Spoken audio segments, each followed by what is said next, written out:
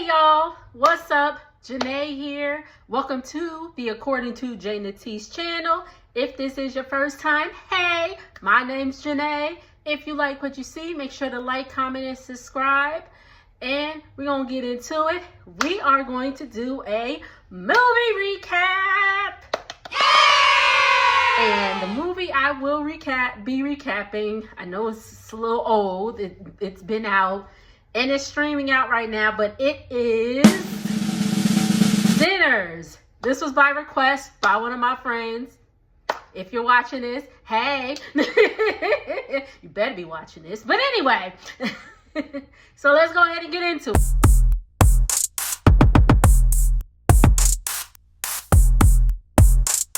All right, so Sinners stars Michael B. Jordan and Michael B. Jordan. He plays twin brothers. Smoke and Stack. It also has Delroy Lindo in here. Haley Steinfeld. Oh my goodness. Miles Canton makes his acting debut. Now, Miles Canton is a singer, but for those who listen to gospel, if you know Hezekiah Walker's song, Calling My Name, the female that does the solo, the how many times will it take? That's his mama. That's his mama. So he gets it naturally. Anyway, so again, we're going to get into it. The story takes place, again, this isn't going to be blow by blow. It's going to be a good amount of detail. It's going to be a good amount of detail, but I want y'all to watch the movie and make your own, opinions of it. But I thought it was a great movie. Why am I yelling? All right, let's bring it down a little bit. Okay. But the story takes place in Clarksdale, Mississippi, which is like the Delta, the Delta in 1932. And we see somebody by the name of Sammy pulling up to the church. He's all bloody, got a broken guitar in his hand. And I was like, damn, he done had a rough night. He goes in the church. He goes to the church. The kids are singing, "This little light of mine, I'm gonna let it shine." They're singing that. And he goes in the church. And the pastor calls him. And pastor happens to be his dad. Pastor's like, okay,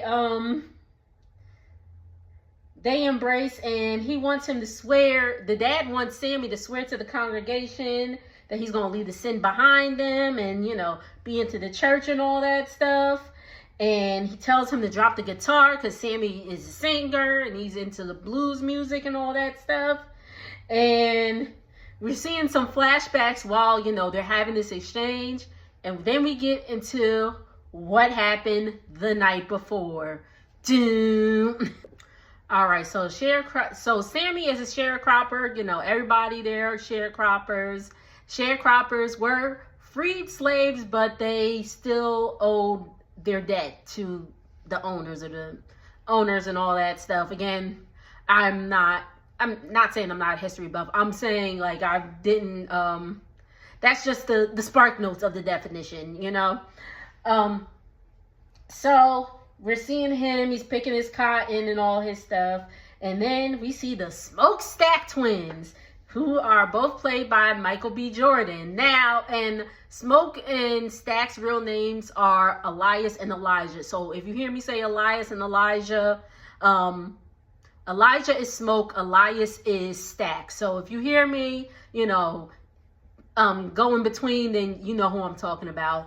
And I'm gonna be honest, this is the first, okay, so Michael B. Jordan is from New Jersey, like I am. He's from Newark, New Jersey. I'm from one of the suburbs of New Jersey, right outside of Newark, or maybe like 10 minutes from Newark. But so like I know people, that went to school and that like went to school with him and all that stuff, because they stayed in that town at the time, and all that. But okay, I never got the hype of Michael B. Jordan. Like, he's a good looking guy, don't get me wrong, but in this role, I was like, oh. I was like, oh, well, okay. I kind of Anyway, so they're outside and they are waiting for Hogwood. They're trying to buy a place, and Hogwood's like, you boys twins? And Stack was like, nah, we cousins. But anywho, he keeps calling them boys, and they had to, remind him ain't no boys here because, again, 1930s, Jim Crow and all that stuff is very much alive and well and all that, or segregation is very much alive and well. So, they don't consider these black men, so they call them boys. Anyway, so they're trying to buy a place from him. They give him the money, and they're like, if any of your Klansmen come, we will, unalive them. And he's like, the Klan don't exist no more, sir. Stack and Smoke just came from Chicago. They're from there, but they went to Chicago, and they were also in the war, but they're back in the Delta. Anywho, Sammy goes to the church where his dad is preaching, and the dad said he wants Sammy to help him with his sermon the next day and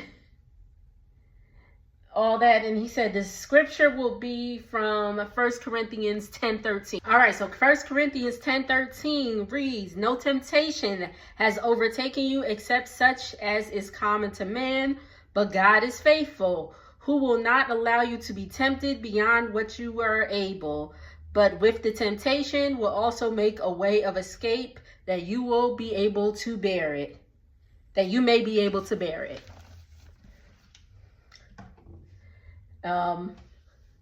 Sammy says he gotta go. The dad keeps telling him, you dance with the devil one day, he gonna follow you home. Sammy gets in the car with Stack and Smoke. And they're asking him about his dad and all that stuff, asking how he's, how the dad is, how the kids are, and all that stuff. And they ask him about, and Sammy asked Stack and Smoke about Chicago. They said it's just Mississippi with tall buildings. Okay. They get to another truck and they split up to get ready for tonight. Sammy is going with Stack. And we see Smoke going down to a downtown area, and he approaches some little girl to watch his truck. Well, she ain't a little girl, but she's a child to watch his truck. And this is where we first, he negotiates number. He's the negotiator. He negotiates number. He said he gonna give her 10 cents for every minute she's staying out there. And she's like, okay. And he's like, nah, that won't work. Make me an offer. She said 15. He said 12. Like, they came up to a conclusion. And he's like, okay, that's cool. So, so they get to the store and we meet Bo Chow. Bo Chow. So they are Chinese. They're Chinese. And he tells Bo that he needs the food for the event. Then we hear bam, bam, bam. Little girls honking on the horn, talking about they stealing. And there's two guys trying to steal out the truck. And Smoke pops one guy in the booty, and he turns around. And he's like, Smoke? And he's like, Terry.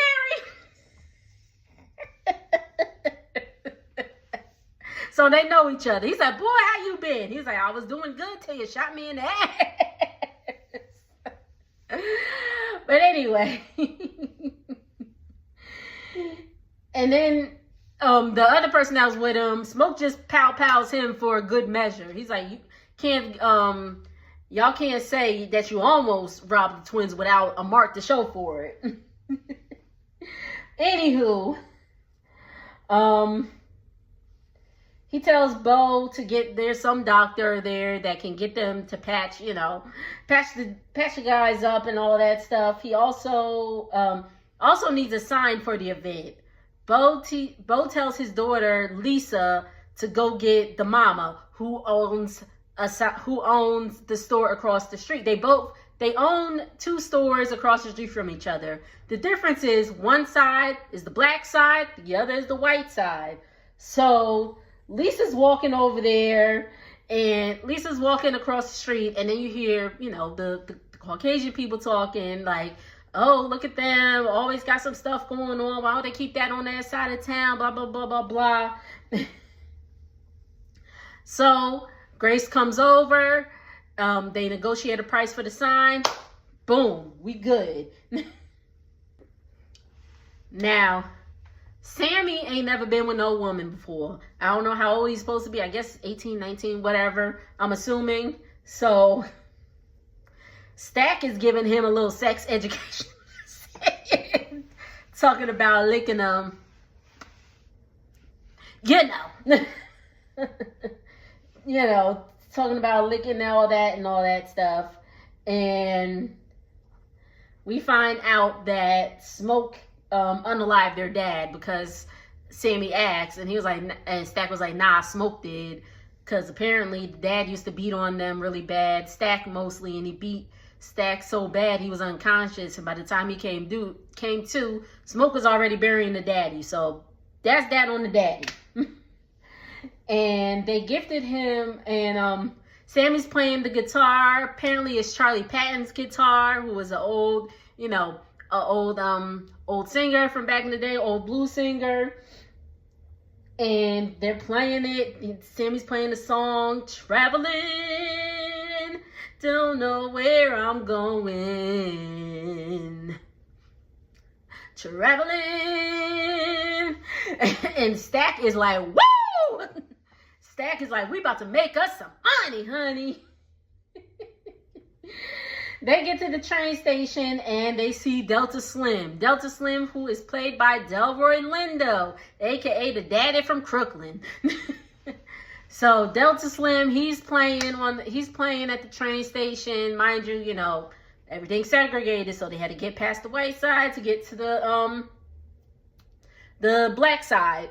So he's playing a harmonica and all that stuff, and they offer him $20 to play at the juke joint. Delta says no at first, but Stack shows him an Irish beer from Chicago. Delta is a drinker. Delta is a drinker. And so when he took that sip, it was on. So at this point, him and Sammy is playing, Stack telling everybody about the juke joint and all that. And Sammy had his eye on somebody who is Perline. So as Smoke is talking, somebody who is on the white side of the train station turns around as she recognizes Stack's voice, excuse me. And at the same time, while Sammy's playing, he notices a girl. He talks to her and all that stuff. And she said, my name's Perline. She's like, I'm married, by the way. There's instant attraction between them, though. He said, happily? And meanwhile, the white woman, who is Haley Steinfeld, is looking in their direction, and Sammy's telling Stack, there's a white woman looking at you, and she's coming this way. And Stack's like, you sure she's white? Anyway, so Stack and Mary have their exchange. Mary said, I tried to wait, said to Stack, they used to be a thing. Mary's like, I waited for you. Stack's like, now why would you do that? She's like, because you told me you loved me. And he said, I also told you to stay the F away from me. She's like, yeah, I heard you loud and clear. And then you stuck your tongue in me so hard, I figured you changed your mind. That line had me like, oh, shoot. And Stack is telling Mary to keep her voice down because he knows what it looks like that, this seemingly white woman is talking to him, talking about them having sex and all that stuff, which, back then is a big no-no. That would get him, lynched for sure. Anyway, Mary said that she was there because she had just buried her mother. So Stack is in the car with Sammy and now Delta. They go past some prisoners. Delta's like, keep your heads up, and all that stuff. And Delta said he knew all the prisoners there. Him and his friend got busted for vagrancy. And, you know, the sheriffs had them perform for a bunch of white people. And they got money and all that stuff. Delta said he drank all his money. But his friend was paying for a train ticket to leave. He was going to start him a church. But as he was paying for the train ticket, he showed all this money, all the money that he had.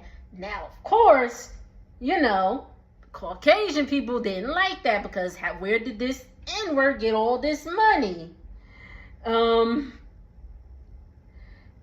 they made up some story that that the guy stole the money and they hung him in the train station, unfortunately. So then, and they cut off his manhood, which, you know, horrible. So they get to another plantation. We meet Cornbread. He's gonna be the bouncer, letting people in and all that stuff to the party. So with that side, the party is complete. You know, with Stack, you know, setting up, party is complete on that end. Let's get back to where Smoke is. So we get to this little house, and this is when we're introduced to Annie. And first Smoke goes to a little grave. It's obviously a little baby's grave. Well, we don't know that. Well, we actually do know that, because he places flowers on the grave and he says, Papa's here, Papa's here. Very sad. We see Annie. I read it in the, I think it was on Wikipedia or something. Annie's his wife. A strange wife, because he's been gone. But Annie's his wife. So, and Annie is also a hoodoo lady, you know. Participates in hoodoo and spells and all that stuff. Which, you know, which is probably why she's off to the, you know, away from everybody else, because, you know, they consider that's considered witchcraft and all that. So Annie's over there. Anywho, Annie said she prayed and used every root her grandmother taught her to keep them safe. And Smoke said, well, how come them roots didn't save our baby then? So again, Annie and Smoke unfortunately lost a baby. Okay. She said, I don't know, but it's worked for you. And she still sees Smoke is wearing his mojo bag, little bag that he carries with him. And Annie said, why you here? He said, I miss you and I love you. And you know, they're having the juke joint and all that stuff. Want Annie to cook. Then, you know, they have an intense little scene. I was like, okay. So she says, you know, in Yoruba, she's like, your body didn't forget me and all that stuff. So they get busy. So everybody is all set and headed to the juke joint. At this time, we see a man who seemingly falls out the sky, but he's burning, like, just like his skin is all burning and all that stuff. He knocks on the door of a house that asks for, and he's asking for help. And he's like, he's greeted by some man and a wife with some bang bangs ready for him. He said the Choctaws who are Native American, are trying to unalive him. And in the house we see that the guy is a part of the Klan. Remember the KKK, who Hogwarts said no longer exists? Hold on to that.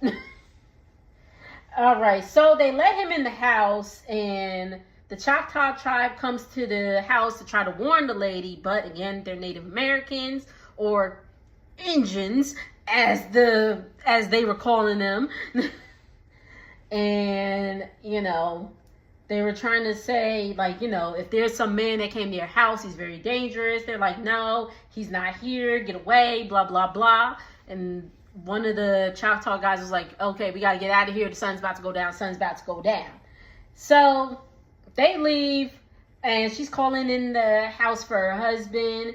And she gets back in the house, opens the door, sees her husband, Bert, is laying on the ground. And the guy who is Remick is covered in blood. I don't know if we know his name by this point, but his name is Remick. He's covered in blood. He done bit Bert. He's like, oh, he's just resting. He'll be up in a minute. And Bert gets up and he's like, hey, baby. And she screams. And this is when we first realize that, oh, snap, Remick's a vampire. And he done turned Bert into a vampire. And now the wife, obviously. Right, so the party is on at the Juke. So Annie's telling one of the patrons that they have whiskey beer. They have whiskey, Irish beer, and Italian wine. And the guy was like, "Ooh, y'all some classy N-words." He's like, "I'll just have some corn liquor, thank you." And she's like, "Okay, that'll be 50 cents." And he said he had 30 and some wooden plantation coins. Now, they gave them, for their payment, they gave the sharecroppers plantation coins, which, can't be used anywhere but where they are located. So, at their certain general stores, they can only use their plantation coins there to not allow them any money. Anyway. So, Smoke was about to say something about the coins, but Stack is like, you like that code, right? And he's like, I certainly do. So, Smoke pulls Stack and Annie to the back. Is like, we're taking US dollars here, blah, blah, blah, blah, blah. And Annie talks some sense into him because they don't have it. They just have these coins and they just want to have a good night tonight.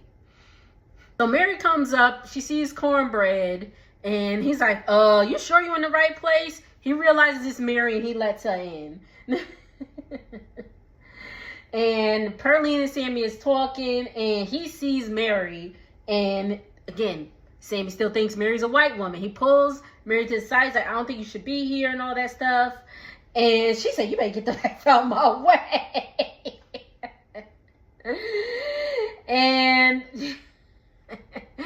And then she realizes it's Sammy. And she's like, oh, you old enough to drink now? Let me buy you a drink or whatever. So they sit down and we find out that...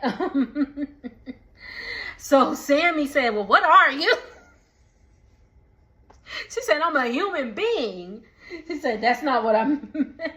She explained that her mom's dad was half black. He raised, the mom to keep the Klan from killing her and all that stuff. So at that point, Mary is an eighth black, So, history. If you a drop of black, you're black.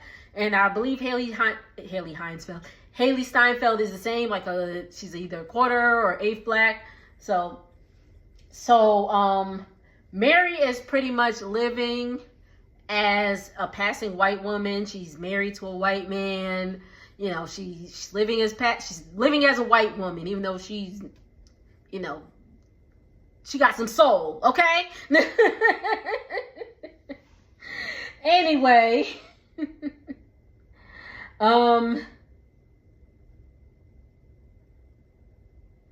she's like, yeah. Oh, she's telling Sammy that her mother delivered the twins. She's like, they had enough money to buy this mill and didn't send my mama any flowers to her funeral. And Smoke was walking up to them as she was saying this.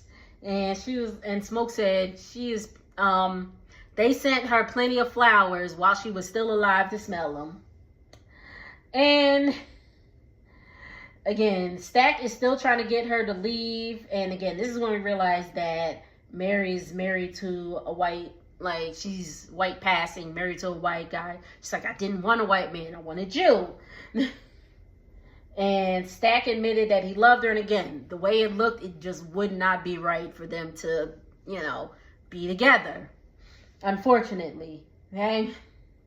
And he said he just wanted to keep her someplace safe, and that was not going to be with him, and that was not going to be in the Delta. Time for Sammy, aka Preacher Boy, to sing.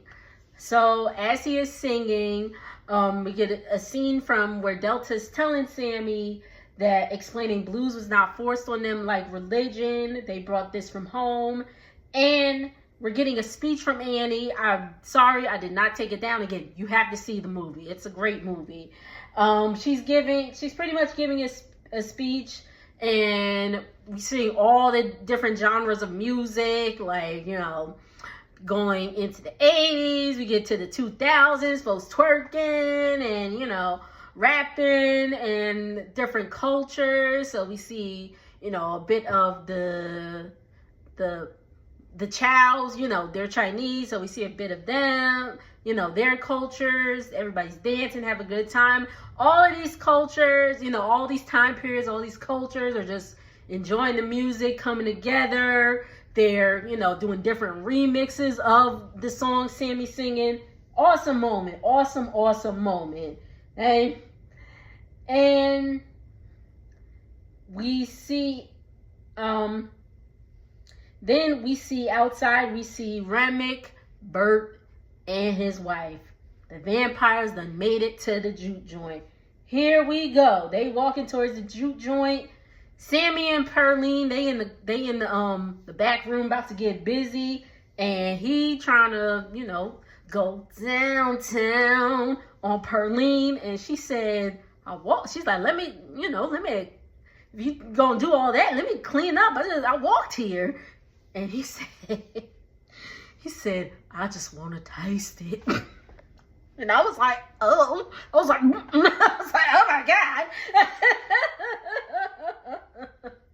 In the hot Mississippi sun, it's probably about 100. Oh God. Anyway, so that happened. So, you know, they getting into it. Stack is like, oh, he found that button. He walked past the door. He's like, oh, he found the button.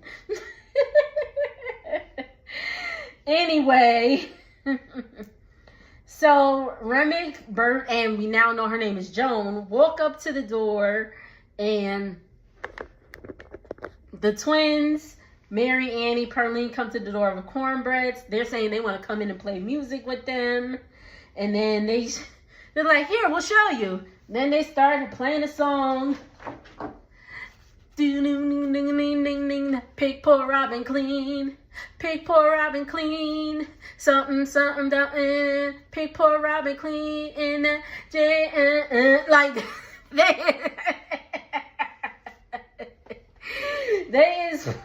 they are playing that song. Smoke pretty much tells them to get the step in. So Sammy's telling Smoke that he plans on going out on his own. Mary's talking to Stack. And Stack tells Mary that, you know, they're underwater because everybody's using plantation credits. Excuse me. And Mary said, you know, I'll go out and talk to, you know, the Caucasians out there. Feel them out, see, you know, because they got money, you know, we good and all that stuff. Again, Smoke is telling Sammy not to, you know, he's like, you like music, make church music and all that. And while that's going on, Mary realized that Smoke and Stack had robbed the Italians and the Irish mob. They robbed those mobs or whatever. They were both part of, you know, their separate gangs. Robbed them so they could place the blame on each other. Smoke and Stack could get out free and clear. Okay? So Stack gives Mary a pew pew, says go out there and talk to them. So Mary goes out there, you know, they're singing another song. Will you go, lassie, go?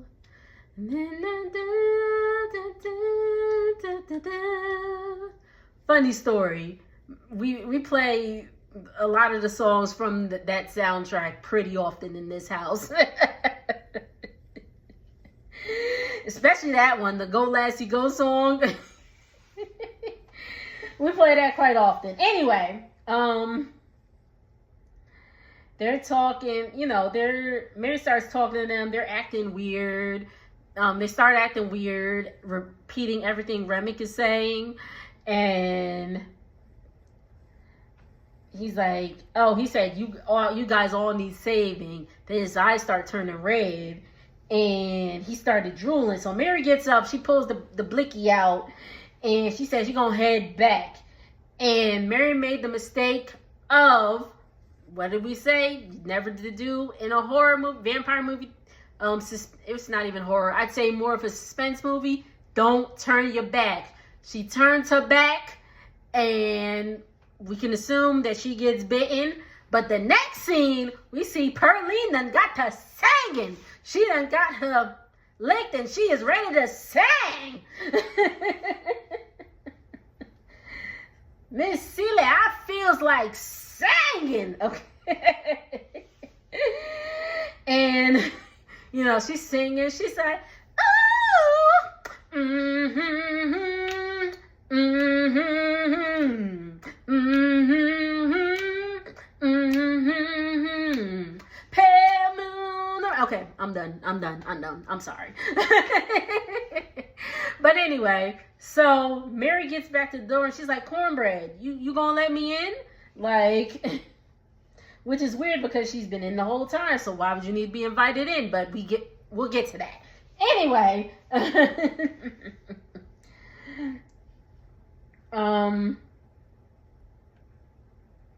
So Cornbread, lets her in. Then he tells Delta to watch the door because he gotta go pee. Did that happen? Well, anyway, he does end up going out to pee.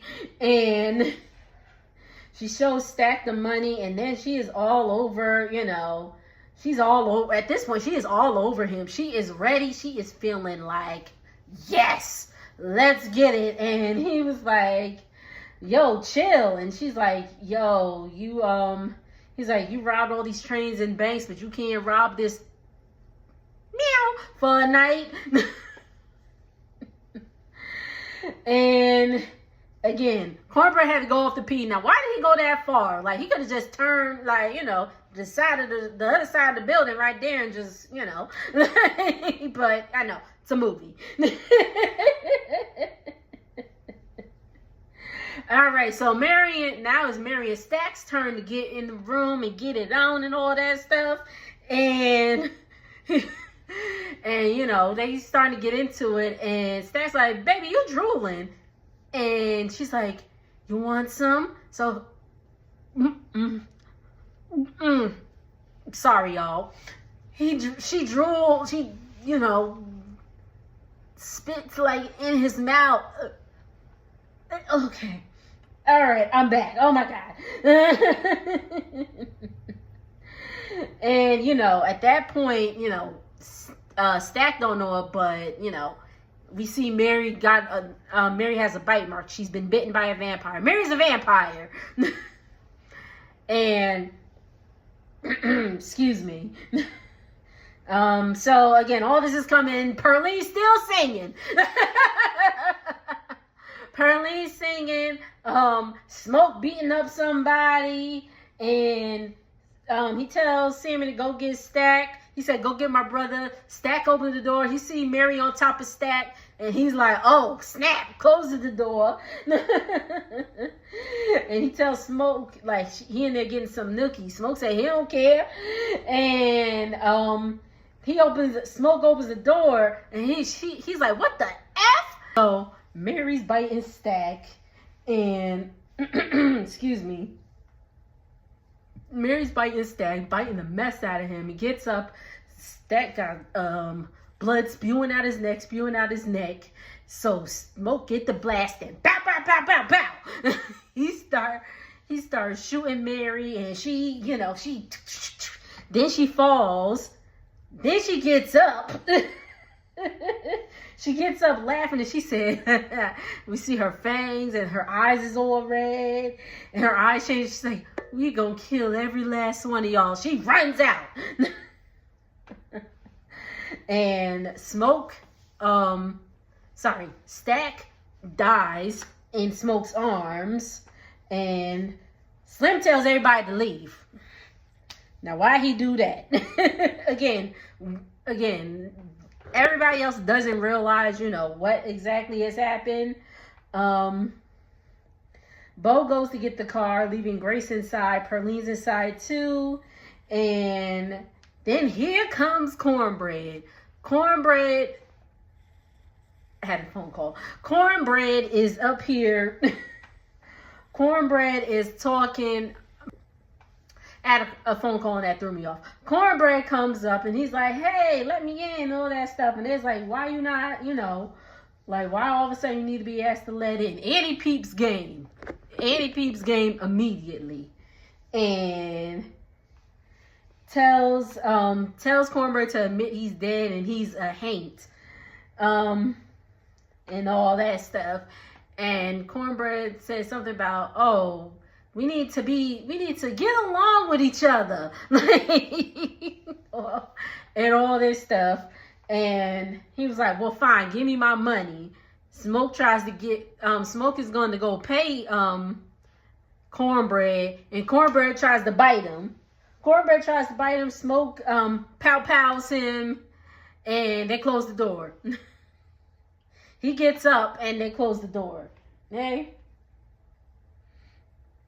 And then, remember, Stack is in the room. Stack wakes up. Stack is not dead like they thought they was. So, he's like, come on, just let me out, guys. Let me out or whatever. And, they're like, nah, don't open the door. And Sammy goes to the door. And he's like, Stack? And he pushes it in. Stack pushes the door open and Annie throws a glass and he starts sizzling. He run out the front door. It was pickled garlic. And that's when they realize that they are vampires. So they gotta get ready. So they're gathering some wood. Annie says that vampires take over a man's body and they gotta be taken out one by one. Only thing that could take them out is sunlight and a wooden stake to the heart. Okay? So they're getting ready for war because they know eventually these vampires is going to come in. So Annie tells Smoke, if I get bit, take me out with the wooden stake before I turn. And she said, it's all right. I got somebody waiting on me on the other side. And she's waiting for you too, referring to their daughter. Okay? So they remember, so vampires is out there having a good time. They are, they getting down, boy. So Annie says, everybody in there, we're going to go around the room. We're going to eat some garlic to make sure ain't none of us vampires. Hey, Pearlie's like, I don't really care for the taste of garlic. It was like, you ain't got to like it, just eat it. So, they getting, everybody's going around eating it. Sammy, Grace, Smoke, Annie, Perline reluctantly, but she eats it. Delta eats it and he's like, and they're like, what's going on? He was like, he drank too much. Delta drunk.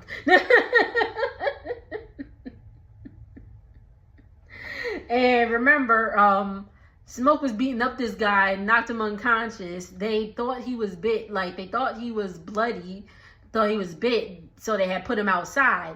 But turns out the man wasn't, wasn't bitten. He's like, yo, there's some weird stuff going on, Smoke. Let me in. But Cornbread got to him and bit him. So that's what happened to that man. All right. And then here comes Bo telling Grace to come on and telling Grace to come on and everything's okay. At first, Grace is like, has he turned or whatever? He has turned because we eventually see his eyes. And, Remic's like, we're even going to get Lisa. I even like how you like, certain things and all that stuff.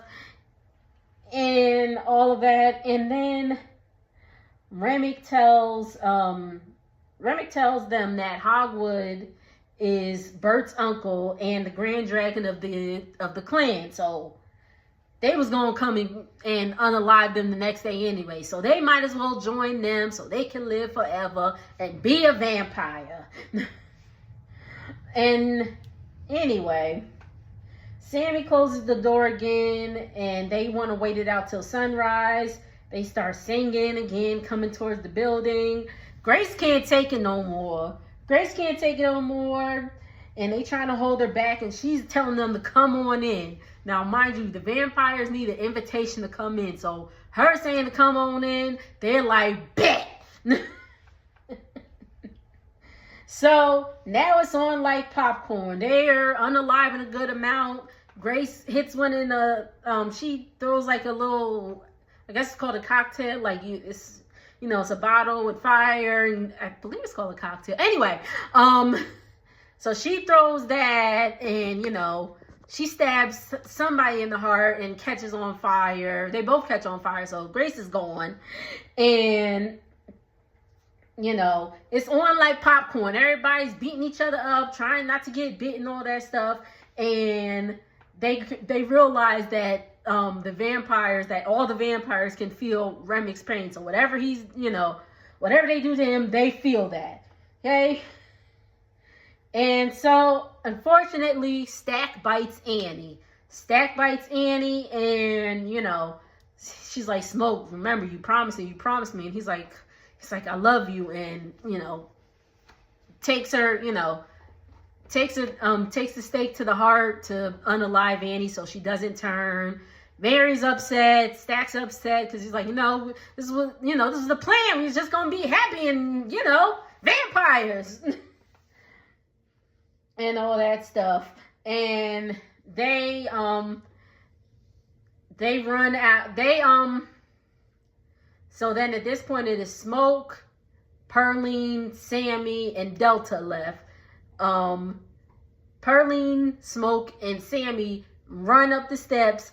Delta pretty much sacrifices himself to, get bitten. He cuts himself and he's like, y'all want some of this, vampires? And, they take him and all of that. Excuse me. And up the steps, Stack ends up biting. Was it Stack or Remic? I think it was Stack. Either way, Pearline ends up bitten. And they tell, Sammy to go and all that stuff. And Stack and Smoke are having a show off. And at the same time, so are Sammy and Remic. Remic's trying to get Sammy, and Sammy's saying the Lord's Prayer. Our Father, who art in heaven, hallowed be thy name. Thy kingdom come. Remic starts repeating it with him. And he's like, long ago, the man who stole my father's land forced these words on us. And again, show off is going on between Stack and Smoke. Smoke is on top of Stack, and he's like, I'm sorry I couldn't keep you safe. So that's the last we see of them for now. And then the show off, Sammy hits the man Remic with Charlie Patton's guitar. And the metal part is stuck in his head, and everybody's like, all the vampires are screaming like, ah! Because again, remember, they feel his pain. So they're all like, ah! And he pulls it out, and he's about to get Sammy, and then next thing you know, boom, somebody comes out, he gets stabbed, through the back with a wooden stake. It's Smoke. So Smoke is, so So that's happening, and as that's happening, the sun is rising. So all the vampires are starting to get burnt up because, you know, they can't be exposed to the sun. And right as Remy's about to take out, you know, the stake, he goes up in flames, and all the vampires do too. They're running, they're like, the sun, and they just start, you know, disintegrating. So after all that, Smoke tells Sammy to go home and bury the guitar. Sammy's like, it's Charlie Patton's.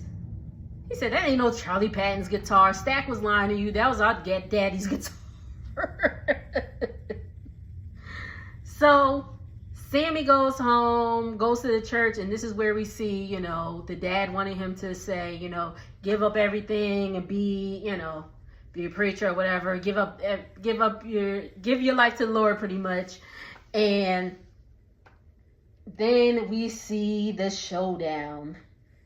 The showdown to Smoke waiting for the clan. So the clan's like, ooh, we going CONN hunting today, boys. They getting a little too up there around these parts because, you know, they don't want to see you doing better than them. Anyway. So they're getting ready to, you know, they think they got, you know, the twins where they want them, and I guess whoever else is in there, they ready. And remember, Smoke and Stack were in the war, so they got war weapons. So Smoke starts blasting. He starts blasting and all that. And, you know, everybody, boom, boom, boom, throwing a grenade in the house. He gets hit by somebody in the car, but he threw a grenade. And everybody is going at this point except for Hogwood. And he's like, again, he gets hit. And he's like, hey, man, you got a cigarette? And he's like, F you, N-word.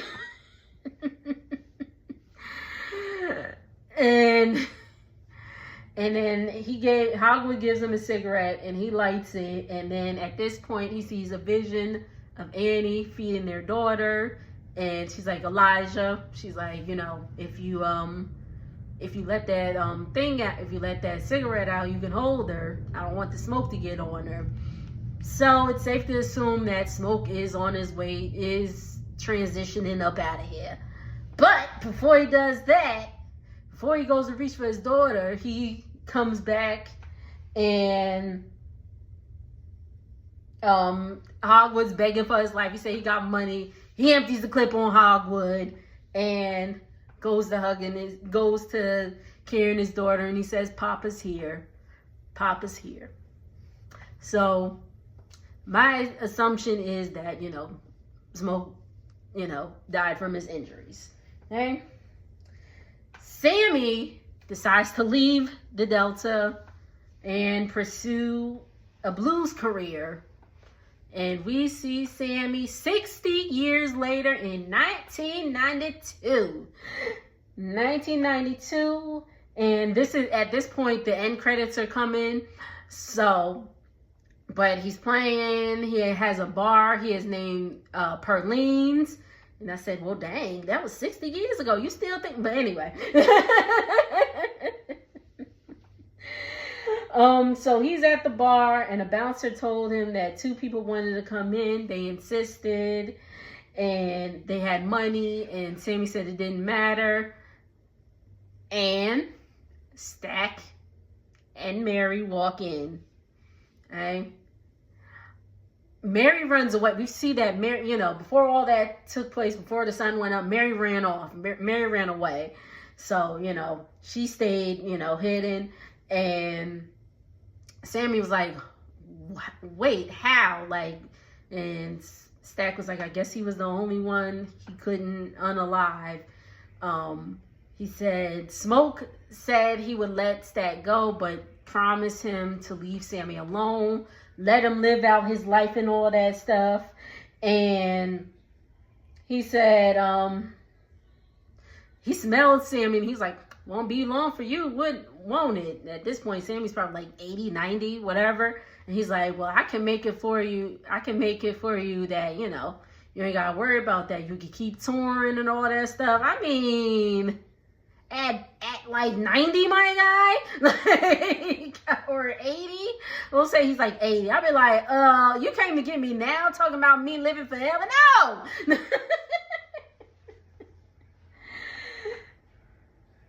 And then, you know, Sammy plays for them, and he tells Stack, he's like, you know, I still get, you know, paralyzed once a week from what happened. And he was like, you know, before the sun went down, it was the best day of my life. He's like, was it like that for you? And Stack says, yeah, last time he saw his brother, he saw the sun. And that's it. If you've seen Sinners, did you like it? There's a lot, you know, there's a lot of hidden messages and all that stuff that I didn't really touch on, but we could touch on them in the comments. Thank y'all so much. Make sure to like, comment, and subscribe. I'll see y'all in the next video. Later.